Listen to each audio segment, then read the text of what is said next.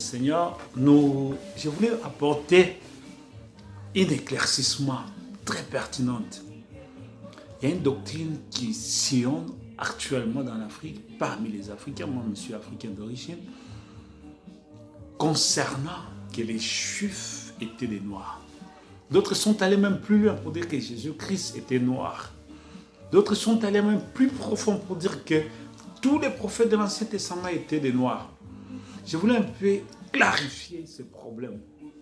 Parce qu'il y a des gens qui ont la doctrine du noircissisme, si je dois l'appeler ça comme ça, qui ne sont pas des chrétiens et qui ont peut-être la tradition africaine, qui confessent ces choses.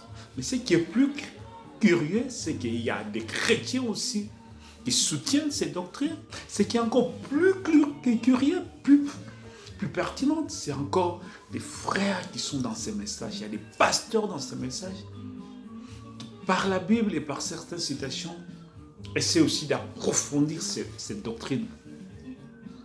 Je voulais vraiment épingler certains faits pour montrer la dangerosité de cette doctrine et pour montrer aussi que cette doctrine n'est pas de Dieu. Cette doctrine est satanique. Elle n'est pas de Dieu. Il n'y a pas un verset biblique où Dieu montre qu'il y a un salut pour les blancs, il y a un salut pour les jaunes, il y a un salut pour les noirs. Ça n'existait pas. La Bible dit clairement que Dieu a créé toutes les races, sans exception. La Bible dit clairement que Dieu a créé toutes les races et que Dieu a voulu que toutes les races de la terre puissent les servir. Je crois que c'est quelque part dans le livre des Actes des Apôtres. Alors, ceux qui parlent de ces doctrines, je ne sais pas. C'est vrai que sur la terre, il y a de l'injustice, c'est tout à fait normal. La Bible dit que le monde est sous la puissance du diable. C'est le diable qui commande. Et tous ceux qui sont influencés par Satan. Mais tout à fait normal. Ils doivent détester, ils doivent haïr, ils doivent manifester toute forme de cette méchanceté. C'est prédit dans la Bible. Mais cela ne nous change pas, nous chrétiens, que nous puissions quitter notre contexte chrétien et d'aller s'évader dans des illusions, des idées illusoires, dans des doctrines, dans des philosophies qui n'ont rien à voir. Je dis très bien qu'ils n'ont rien à voir. Les problèmes des Africains, moi je suis africain, d'abord que l'Africain commence à aimer son frère africain. Ça c'est très important parce que si un peuple est uni, personne ne peut vous attaquer. Diviser pour mieux régner, c'est le principe de ceux qui cherchent à dominer sur les gens. Quand un peuple qui est divisé, qui n'arrive pas à aimer son frère, il y a des pays africains qui attaquent notre pays africain. Tu ne verras pas ça en Europe. Il y a des pays africains qui cherchent à prendre une partie. Il y a même des frères africains qui sont dans un pays, mais à cause de l'autre parle l'anglais, à cause pour le français, ils s'entretuent entre eux. Et puis vous allez commencer à dire que non, les autres. Mais d'abord, commencez à régler votre propre problème. Si vous arrivez à régler vos problèmes internes, personne d'autre. Parce que quand on est unis, l'union fait la force. La force d'un peuple, c'est l'unité. Il ne faut pas que les gens puissent se perdre dans des illusions, des choses, pour jeter tout. Oh, toi as été falsifié. Toi as été comme ça. Toi as été falsifié. Oh, mais non. Donc vous aussi, vous avez été falsifié. Parce que vous n'arrivez pas à aimer votre frère. Ça, c'est la première des choses. La deuxième des choses, il y a des valeurs sacrées. C'est comme les temps. Aller dans une fête africaine, que ce soit en Europe, que ce soit ici, ils viendront toujours en retard. C'est-à-dire le facteur temps, l'homme noir ne respecte pas ça. Si on arrive à résoudre ces problèmes, beaucoup de problèmes seront résolus. Beaucoup de problèmes seront résolus. Tu vois, beaucoup de problèmes seront résolus. Pourquoi? Parce que nous avons d'abord réglé certaines choses. Ce sont des dirigeants africains eux-mêmes qui vendent l'Afrique. Vous allez en Libye, actuellement en Libye, il y a des Africains, des Nigériens qui prennent leurs frères, qui les vendent, qui les tuent, qui les vendent. Et pendant que vous faites ça, et puis vous parlez de la falsification, vous parlez que nous sommes des Juifs et nous étions... Mais non. C'est d'abord commencer, l'Africain commence d'abord à aimer son frère africain. C'est ça la base, c'est ça ce qui doit être prêché. La base, c'est l'amour du prochain. Aime ton frère comme toi-même, comme tu aimes ton propre corps. Si tu aimes vraiment ton frère et que tu l'aimes de tout ton corps, de tout ton cœur, pardon, et tu verras. Tu verras. Si tu aimes ton frère, vraiment tu aimes ton frère, sincèrement tu aimes ton frère. Mais non, l'Afrique va se développer. L'Africain lui-même n'arrive pas à aimer son frère. Ça, c'est la première des choses. La deuxième des choses, c'est la notion du temps. L'Africain ne connaît pas la notion du temps. Il n'y a pas de développement sans que la notion du temps soit respectée. Je suis ici au Canada. J'ai beaucoup d'amis. Il y a un ami, nous tous on connaît. Tu as une compagnie peut-être de cleaning. Tu as un contrat. Et peut-être tu as 5 magasins qui est pour toi. Et les 5 magasins, c'était donc $100 000 par mois. Minimum, 100 à 120 $000. Et tu vas engager 3-4 personnes. La première personne qui fera un bon travail avec la machine pour faire le nettoyage, tout ça, peut-être tu lui donnes 4 500 toi. Et l'autre, peut-être qui va faire les wax et tout ça, tu lui donnes aussi 4 500. Et l'autre qui sera là, peut-être une dame qui va faire le nettoyage des salles de bain, tout ça, des petites choses. Peut-être $1 000, $2 000, ça dépend du temps et tout ça. Il y a aussi parfois, tu as des bureaux et tu confies la responsabilité à un frère, parce que, à un ami, à un Africain, parce que tu as peut-être beaucoup de magasins, toi-même tu t'occupes aussi de l'un d'eux, mais tu auras aussi le temps de superviser, de passer voir les autres. Je te dirais que l'Africain à qui tu as donné la responsabilité là-bas, il lui a recommandé de venir 7 jours par semaine. Depuis 22h jusqu'à 5h du matin, rentre à la maison. Mais l'Africain veut l'argent, il ne veut pas le travail. Ça, c'est l'une des choses qui caractérise l'Africain. L'Africain, il veut l'argent, oui. Il veut être payé, oui. Mais il ne veut pas l'argent, le travail. C'est ça quelque chose. C'est ça la plus grande des choses. Comment tu peux aimer l'argent pour ce travail, mais tu ne veux pas travailler? Il va venir les premiers jours, les deuxièmes jours. Peut-être la première semaine, il est là tous les jours. La deuxième semaine, la première semaine, il observait. Quand il a compris que tu ne viens peut-être une fois par semaine, le samedi seulement, ou tu ne viens rare, il va commencer à faire 2 jours là-bas. Les restes des jours, il ne vient pas. Ils ne savent pas que le manager, parce qu'il doit arriver là-bas peut-être à 22h, avant que les magasins soient fermés, afin que le manager puisse le voir, qu'il ferme et qu'il le laisse à l'intérieur. Et à 5h du matin, quand le manager va venir, il le voit aussi, il ferme et lui part. Aujourd'hui, il n'est pas là, le manager note. Demain, il n'est pas là, le manager note. Le lendemain, il n'est pas là, le manager note. Parfois même, il y a d'autres managers, ils font semblant, ils vont jeter les cafés quelque part dans un coin. Il part aussi dans un autre coin, il jette les cafés. Demain, il vient, il voit les cafés là. Ça veut dire que la nuit, personne n'a travaillé sur ça. Si quelqu'un avait travaillé, les cafés là devaient être nettoyés. Le lendemain, il vient. Et à la fin du mois, c'est la première personne qui va crier haut et fort. Tu vas me payer mon argent. Tu vas me payer. Je travaille. Mais quand le manager va l'appeler pour lui dire, regarde, tel jour, il n'a pas de travail. Parce qu'il faut même qu'on l'arrête d'abord, que 22 heures, le manager t'appelle et dit, écoute, les gars que tu as mis ici ne viennent pas. Viens ici, on va attendre. 22 heures, 23 heures, minuit, 1 heure du matin, tu vois, il ne vient pas.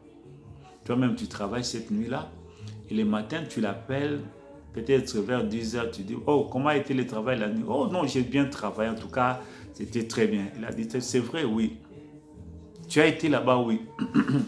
Et tu viens en confrontation avec les managers. Manager, nous, hier, on était ici jusqu'à quelle heure? Oui, j'étais là jusqu'à minuit, mais les gars n'étaient pas venus. Et toi, qu'est-ce que tu dis? C'est là où il va fermer la bouche. Mais si tu les laisses comme ça, à la fin du mois, je te dis, il peut même te traduire à la justice. Il va mentir terriblement. Donc, il fait l'argent. Donc, pour lui, comme le salaire là, c'est 5 000, donc tu lui donnes. Qui ne travaille pas, tu lui donnes. Et tu verras même, c'est là, la plupart des choses, dans beaucoup de cas ici en Occident, beaucoup des Africains sont chassés du travail à cause de ça. Il va te dire c'est le racisme, il va te dire mais c'est faux. C'est faux. Partout. Mon premier job ici au Canada, j'ai travaillé, j'ai été retenu. Nous sommes allés dans une agence, et c'est l'agence qui nous avait envoyé. En principe, j'attendais pour commencer mes études. Alors, en attendant, dans l'attente là, j'ai dit bon, je fais un petit travail là. Donc, c'était juste pour un mois. Je suis allé dans une agence, on nous a envoyé quelque part. On était à 5, j'étais les 5 noirs. On a travaillé. Le lendemain, nous sommes restés à 3. Les 2, ils n'ont pas pu. C'était une compagnie de pipelines, hein, des grands tuyaux et tout ça, qui travaillent avec les compagnies de pétrole. Donc, c'est eux qui fournissent aux compagnies de pétrole des tuyaux et tout ça, toutes ces choses-là. Et nous, on faisait, c'est comme si d'importation, quelque chose comme ça. Mais on faisait quand même des travaux hein, pour des emballages et tout ça, amener les choses, les numéroter et tout ça. Le deuxième jour, des gars sont partis, sont restés à 3.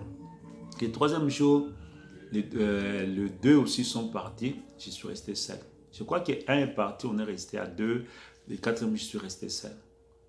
Et la façon dont j'ai travaillé, c'est lui qui était comme mon superviseur. Il m'a dit, il faut que tu sois engagé ici. Un jour, j'ai travaillé avec quelqu'un qui était à côté de moi, je ne savais pas. Parce qu'en Occident, un patron, un milliardaire, il peut être là. On travaillait dans le magasin. Attends, c'est dans le warehouse. Warehouse en français, c'est hein, là, on garde toutes les choses. Hein. C'est-à-dire, on travaille là-bas dans les warehouses. Hein. Quand le mot français va venir. Et le monsieur, il y avait les bureaux. Mais le monsieur qui travaille à côté de moi, c'est lui, le milliardaire. Il a son bureau aux États-Unis. Mais ces jours-là, il est venu. Je crois qu'il habitait au Canada. Il y avait même ses enfants aussi qui travaillaient avec nous. Ils travaillaient jusqu'à 15 heures. Puis ils partaient. Ça faisait jusqu'à 5 heures du temps. Les enfants d'un milliardaire. Un multimillionnaire. Le milliardaire travaille à côté de moi avec son casque et tout ça. Et puis le PDG, mon superviseur lui a parlé, il a dit les gars, s'ils travaillent comme un cheval, c'est comme une machine, il faut qu'on engage. Il a dit ok, comme ça qu'ils travaillent à la fin du mois, on va engager. Parce qu'il y avait d'abord un contrat avec l'agence qui m'avait envoyé, donc il faut que je puisse travailler pendant 3 mois et puis ils peuvent m'engager. Donc pendant 3 mois, je suis sous le contrat de l'agence. Et à la fin du mois, le mois prochain, je devais aller à l'école, à l'université et tout ça. J'ai arrêté, je t'ai dit. L'agence m'a appelé pendant 1 mois. Pendant presque une année. Mon nom était retenu dans la liste de meilleurs travail. C'est-à-dire les premiers jours, on m'envoie et je suis enregistré. Les gens là disent qu'on veut seulement voir cet homme-là. On veut seulement voir cet homme-là. J'ai travaillé encore dans une autre compagnie, c'était United Protection Services Protection, UPS, United Protection Services. Et partout où on m'envoyait, je faisais bien mon travail au point qu'on appelait ma compagnie pour leur dire que non, on va vous donner notre contrat, mais on veut le monsieur là qui nous vient. Au point que je vous dis, j'ai quitté cette compagnie, ça fait 2 mois, 2 ans ou 3 ans. En 2018, je crois, 2018-2019. Mais jusqu'à aujourd'hui, c'est quoi, 2000, ça doit être 2018. Jusqu'à aujourd'hui, il m'appelle toujours. Mon nom est toujours dans les listes. Il me donne toujours le travail. Je ne veux même pas aller là-bas parce que ils ne payent pas tellement bien. Je leur ai donné beaucoup de contrats. Ils ont eu même des contrats où on me donne les super. C'est-à-dire, les patrons là, ils disent, ok, je sais que on ne va pas te payer, mais moi, je vais ajouter des heures afin que tu puisses avoir les overtime, c'est-à-dire les heures supplémentaires. Mais je connais pas mal de gens, beaucoup des Africains. On la voit d'abord, il est négligent. La négligence d'abord. Il n'est pas à l'heure. Moi-même aussi, au début, j'étais parfois en retard jusqu'à ce qu'à un moment donné, j'ai ce qu'on dit en anglais, I set up my mind. C'est-à-dire, j'ai essayé un peu de me fixer. J'ai observé comment les Blancs travaillent. Je suis adapté à eux. Il y a beaucoup des Africains qui travaillent juste parce qu'ils veulent acheter les choses, la voiture et tout ça. Dès qu'il achète ça, il arrête de travailler. Ils veulent plus se promener dans la voiture, s'habiller très bien, aller dans les malls, mais ils ne veulent pas souffrir pour travailler. Comment l'Afrique va se développer si on ne veut pas travailler?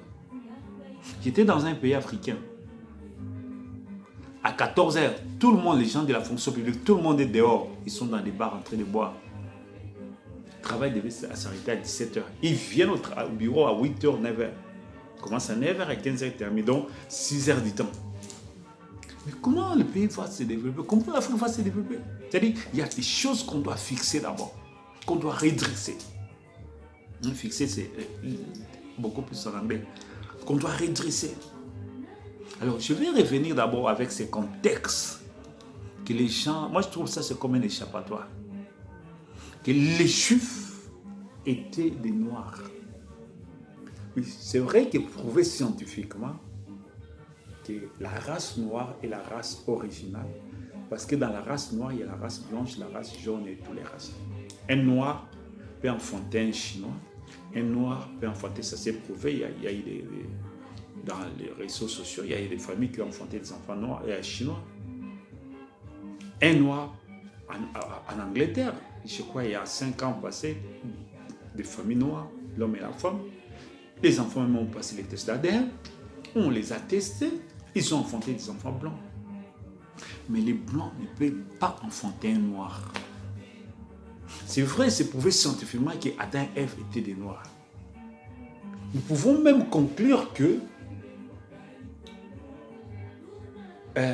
depuis Adam jusqu'à Noé, Adam était noir, mais je suis convaincu que la race noire, les autres races aussi ont surgi.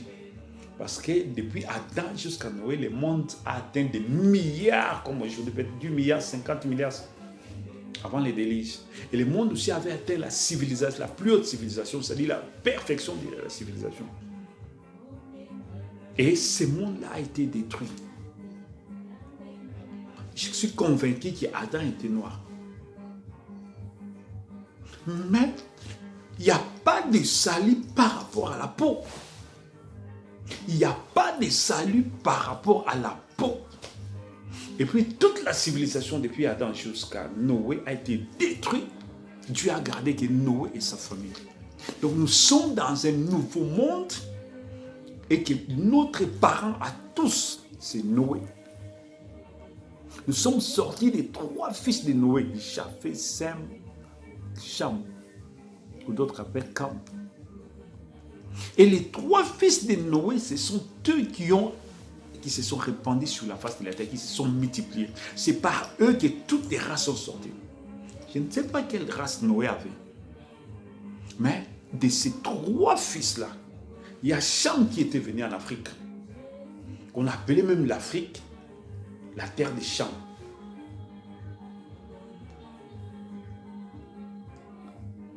Il y a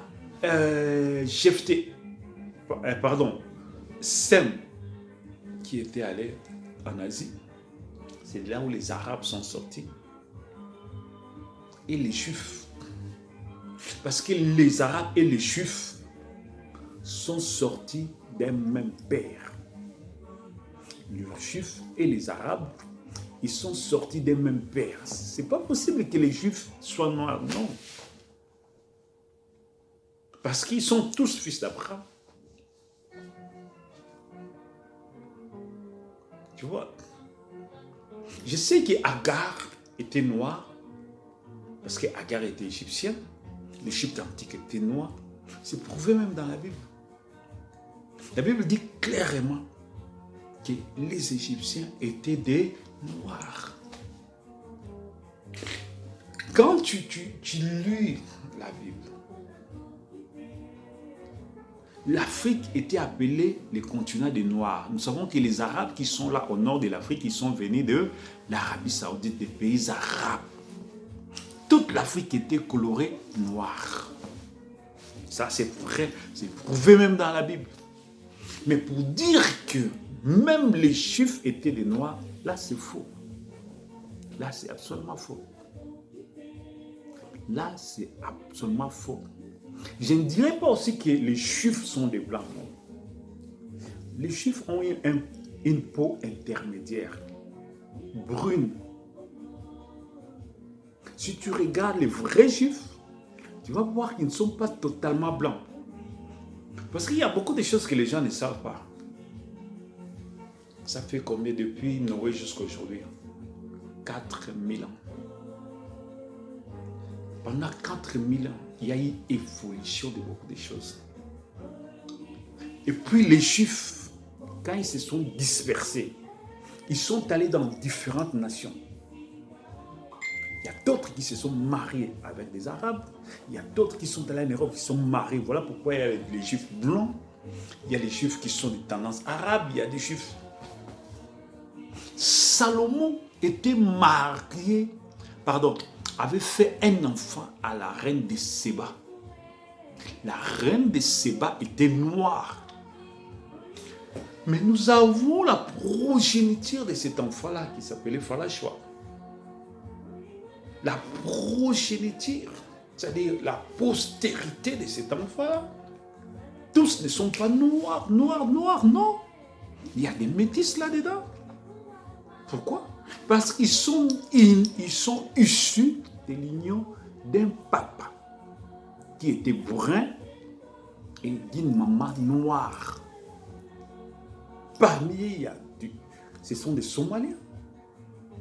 Quand il était rentré, ils sont restés intacts. Ils ont gardé la tradition juive. Ils ont gardé l'hébraïque, l'écriture hébraïque. Ils ont gardé la langue hébraïque. Pose-toi la question, vous qui soutenez cet article. Les Juifs parlaient quelle langue? Tu vas voir tout Africain, selon son pays, il va dire que non. Si tu vas au Cameroun, les Bamileke vont dire qu'ils parlaient Bamileke. Si tu pars au Congo, les Bas-Congo vont dire que non, c'était les Bas-Congo, c'était les Kikongo. Les Baluba vont dire que non, c'était les Chiluba. Donc, partout, chacun raconte son histoire à lui. Non. Toutes les langues sortent d'un seul langue. La Bible le dit. Il y a toujours dans chaque langue des mots qui se ressemblent. Ça ne dit absolument rien. Il y a des mots qui sont en swahili et qui sont aussi en arabe.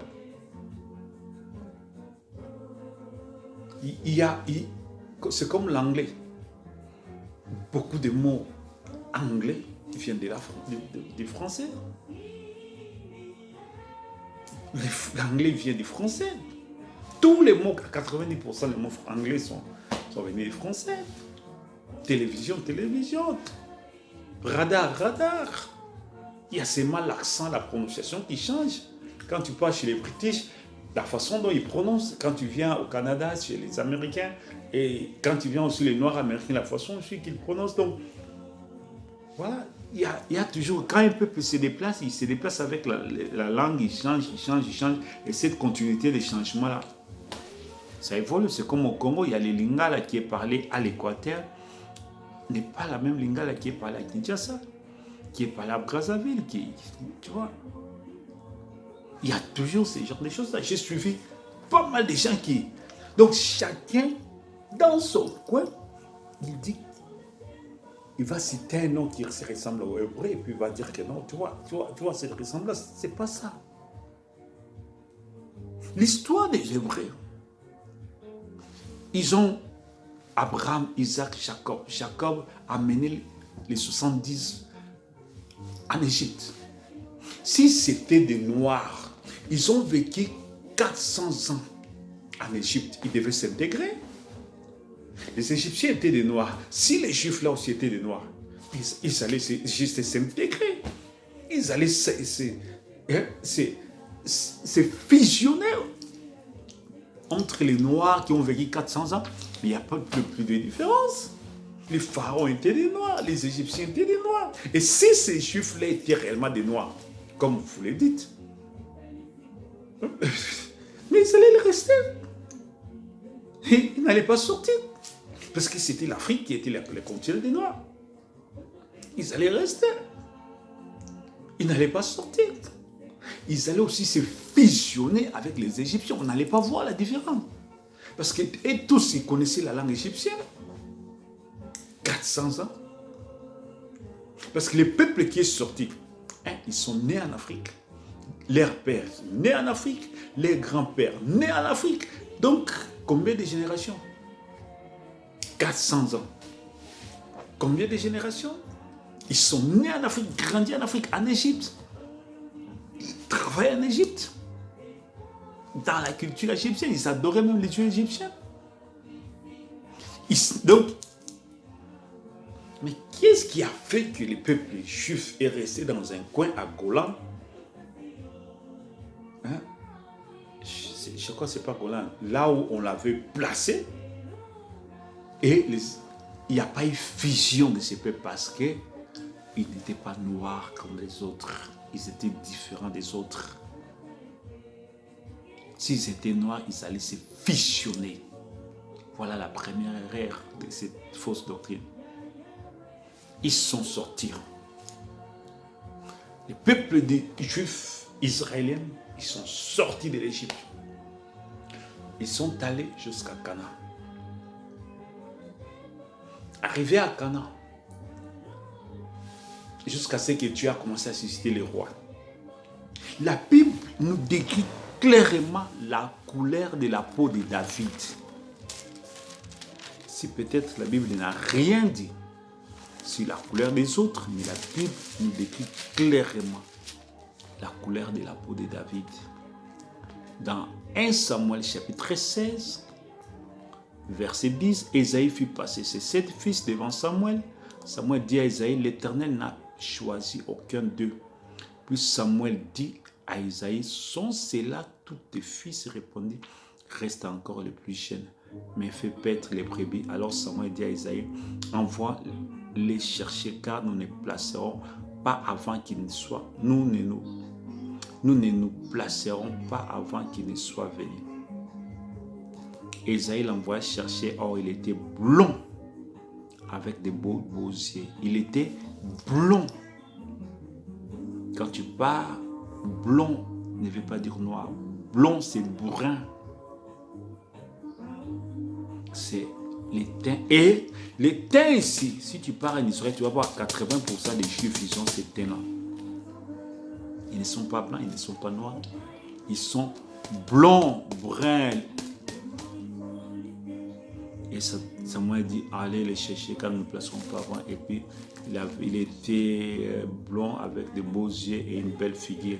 L'Éternel dit, lève-toi, oins-les. Il était blond. Là, pourquoi on n'a pas dit qu'il était noir?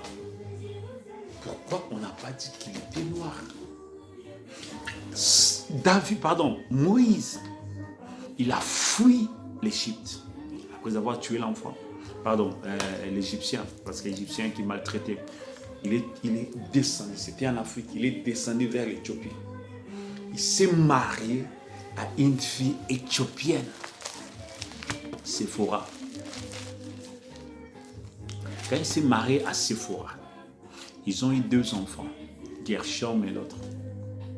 Quand Dieu a parlé à Moïse, Moïse est rentré, on avait chassé sa femme. Pourquoi on avait chassé sa femme? Si eux étaient noirs, que sa femme était noire, on ne pouvait pas la chasser. On a chassé la femme de Moïse. Pourquoi? Parce qu'on avait compris qu'elle n'était pas hébreu. Elle n'était pas juive. Elle n'était pas israélite.